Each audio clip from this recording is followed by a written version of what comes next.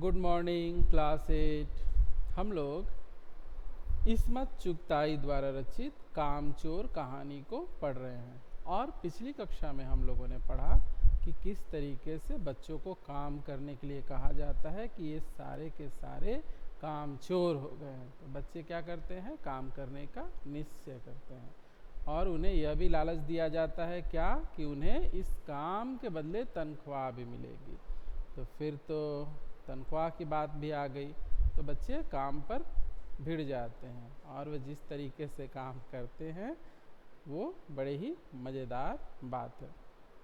तो चलिए पाठ को आगे बढ़ाते हैं। पृष्ठ संख्या 53 पर चले आइए। असल में झाड़ू देने से पहले जरा सा पानी छिड़क लेना चाहिए। बच्चे क्या निर्णय लेते हैं, चलो झाड़ू ही दे लेते हैं। झाड़ू एक थी इसलिए बच्चे उसको नोच डालते हैं। किसी के हाथ में 2-4 सीखें आई, किसी के हाथ में कुछ ज़्यादा आई, सब झाड़ू लगाना शुरू कर देते हैं, जिससे क्या स्थिति होती है, चारों तरफ धूल ही धूल देखने को मिलता है। बच्चों को कहाँ पता है कि झाड़ू देने से पहले क्या किया जाता है, पहले थोड़ा पानी छिड़क लिया जाता है। तो वही लेखक कह रहे हैं कि असल में झाड़ू देने से पहले जरा सा पानी छिड़क लेना चाहिए। बस यह ख्याल आते ही सोचिए, यह ख्याल आते ही तुरंत दरी पर पानी छिड़का गया। एक तो वैसे ही धूल से अटी हुई थी, पानी पड़ते ही क्या हुआ होगा, पानी पड़ते ही सारी धूल किस में बदल गई, कीचड़ में बदल गई, कीचड़ बन गई। अब सब आंगन में भी निकाले गए कि चलो निकलो यहाँ से सब। तय हुआ कि पेड़ों को पानी दिया जाए। चलो दरी पर से धूल झाड़ने का काम ना सही, पेड़ों में पानी ही दे लेते हैं। तो पेड़ों में पानी डालने का निश्चय होता है। बस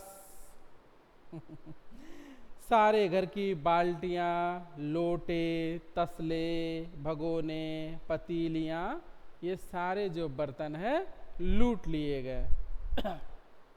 जिन्हें ये चीज़ें ना भी मिली, ये बड़े बड़े जो बर्तन जिनको ना मिले, उन लोगों ने क्या किया, वे डोंगे, कटोरे और गिलास लेकर ही भागे। यानी चलो बड़े बर्तन ना सही, छोटे बर्तन से ही पानी देंगे। क्यों भाई, तनख्वाह की बात है और बड़ों के तानों की भी बात है, तो चलो गिलास से ही पानी देते हैं। तो गिलास लेकर सभी दौड़ पड़े। उसके पश्चात कल्पना कीजिए कौन सा दृश्य उपस्थित हो रहा है। अब सब लोग नल पर टूट पड़े। वहाँ भी वह घमासान मची कि क्या मजाल जो एक बूंद पानी भी किसी के बर्तन में आ सके। पानी लेने के लिए तसल्ली से नल के नीचे बर्तन लगाना पड़ता है और इन लोगों में तो धैर्य नाम की कोई चीज़ नहीं है। जो पहले पानी डालेगा वह ज़्यादा पाएगा। इस ख्याल से सभी ठूसम ठास करने लगे, धक्का मुक्की करने लगे। ठूसम ठास, किसी बाल्टी पर पतीला और पतीले पर लोटा और लोटे पर भगोना, भगोने पर डोंगे, सब एक दूसरे के ऊपर बर्तन चढ़ा रहे हैं कि मेरे बर्तन में पहले पानी आए। पहले तो धक्के हुए, चलो पहले धक्का मुक्की हुई, फिर कुहनियाँ चलने लगी और उसके बाद बर्तनों से प्रहार होने लगा। फौरन बड़े भाइयों, बहनों, मामुओं और दमदार मौसियों, फूफियों की कुमक फौज भेजी गई। फौज मैदान में हथियार फेंक कर, पीठ दिखाकर, बच्चों की फौज क्या हुई, वहाँ सबने बर्तन फेंके और पीठ दिखाकर भाग खड़े हुए। कौन इतनी दमदार फौज का सामना कर पाएगा। तो बच्चों को शांत कराने के लिए सभी बड़ों को भेजा गया कि जाइए उन्हें उनके मारपीट को शांत कराइए।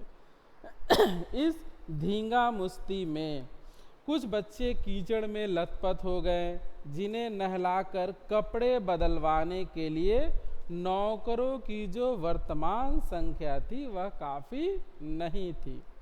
पास के बंगलों से नौकर आए और 4 आना प्रति बच्चा के हिसाब से नहलवाए गए।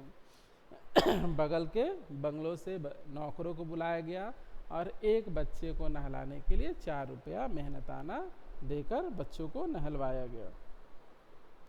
हम लोग कायल हो गए। सचमुच यह सफाई का काम अपने बस की बात नहीं और न पेड़ों की देखभाल हमसे हो सकती है कि ये सफाई करना, ये पेड़ों को पानी देना हमारे बस की बात नहीं है। कम से कम मुर्गियां ही बंद कर दे। चलो भाई, मुर्गियों को तो बंद कर दिया जाए, ये काम आसान है, इसे किया जा सकता है। बस आप लोग अब अगले दृश्य की कल्पना कीजिए कि क्या हो सकता है। बस शाम ही से जो बांस छड़ी हाथ पर पड़ी लेकर मुर्गियां हाँकने लगे, चल दड़बे दड़बे, चलो जाओ सब दड़बे में जाओ। लगता है मुर्गियां इन्हें पहचानती हैं, इनकी बात सुनने के लिए वो बात दें, भला मुर्गियां इन्हें क्यों सुनेंगी। पर साहब, देखा क्या कह रहे हैं, पर साहब मुर्गियों को भी हमारे विरुद्ध भड़का रखा था, यानी मुर्गियों को भी हमारे खिलाफ भड़का दिया गया था कि इनकी बात मत सुनना। ऊट पटांग इधर उधर कूदने लगी। 2 मुर्गियां खीर के प्याले से जिस पर आया चांदी का वर्क लगा रही थी, जिस पर जो नौकरानी थी आया, वह चांदी का वर्क लगा रही थी। आप लोग देखते हैं मिठाई के ऊपर जो सफ़ेद रंग की परत होती है उसे चांदी का वर्क कहते हैं। तो चांदी का वर्क लगा रही थी खीर पर, दौड़ती फांदती हुई निकल गई। कहाँ से निकल गई? उस खीर के ऊपर से मुर्गियां निकल गई। तूफान गुजरने के बाद पता चला कि प्याले खाली हैं। सारी खीर दीदी के कामदानी के दुपट्टे और ताजा धुले सिर पर लगी हुई है। एक बड़ा सा मुर्गा अम्मा के खुले हुए पानदान पर कूद पड़ा और कत्थे चूने में लुथड़े हुए पंजे लेकर नानी अम्मा की सफेद दूध जैसी चादर पर छापे मारता हुआ निकल गया। उसने क्या किया, जो अम्मा की पानदानी थी उसमें जो कत्था था उसमें अपने पैर डुबाए और वो जो सफ़ेद रंग की चादर थी किसकी, नानी अम्मा की, उस पर उसने अपने पैरों के छाप बनाते हुए वह वहां से निकल गया।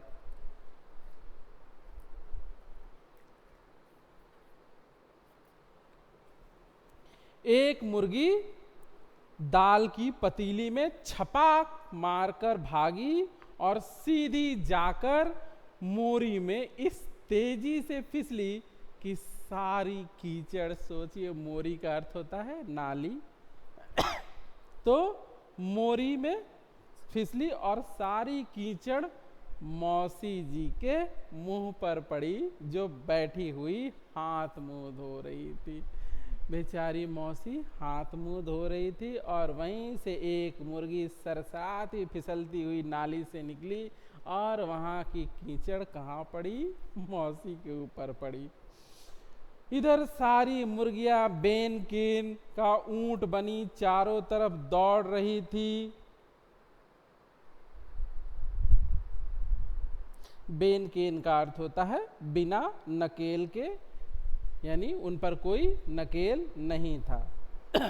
तो बेनकेन का ऊंट बनी चारों तरफ दौड़ रही थी, एक भी दड़बे में जाने को राजी नहीं थी कि हम नहीं जाएंगे भाई, चाहे तुम लोग जितनी चेष्टा कर लो हम नहीं जाने वाले, हम तुम्हारी बात नहीं सुनने वाले। इधर किसी को सूझी कि चलो जो भेड़ें आई हैं लगे हाथों उन्हें ही दाना खिला दिया जाए। चलो मुर्गियां तो नहीं सुन रही है, ये भेड़ें जो चरकर आई हैं इन्हें ही दाना पानी खिला देते हैं। दिन भर की भूखी भेड़ें दाने का सूप देखकर जो सबकी सब झपटी तो भागकर जाना कठिन हो गया, उनके बीच से निकलकर भागना कठिन हो गया। लष्टम पष्टम तख्तों पर चढ़ गई, पर भेड़ चाल मशहूर है। आप लोग जानते हैं भेड़ चाल मशहूर है। उनकी नज़र तो बस कहाँ थी, दाने के सूप पर जमी हुई थी। पलंगों को फलांगती, बर्तन लुढ़काती साथ साथ चढ़ गई, यानी वो कुछ नहीं देखती, जिधर चल दी सो चल दी। तख्त पर बानी दादी का दुपट्टा फैला हुआ था, जिस पर गोखरी, चंपा और सलमा सितारे रखकर बड़ी दीदी मुगलानी बुआ को कुछ बता रही थी।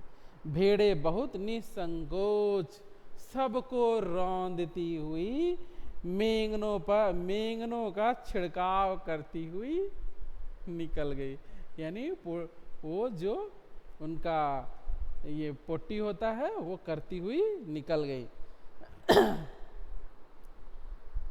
जब तूफान गुजर चुका तो ऐसा लगा जैसे जर्मनी की सेना टैंकों और बमबारों सहित उधर से छापा मारकर गुजर गई हो।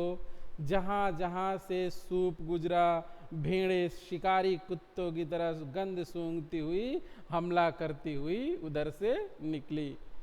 हज्जन माँ, जो जिनका नाम हज्जन माँ था, हज्जन माँ एक पलंग पर दुपट्टे से मुंह ढके सो रही थी। उन पर से जो भेड़ें दौड़ी तो न जाने वह सपने के किस महलों की सैर कर रही थी।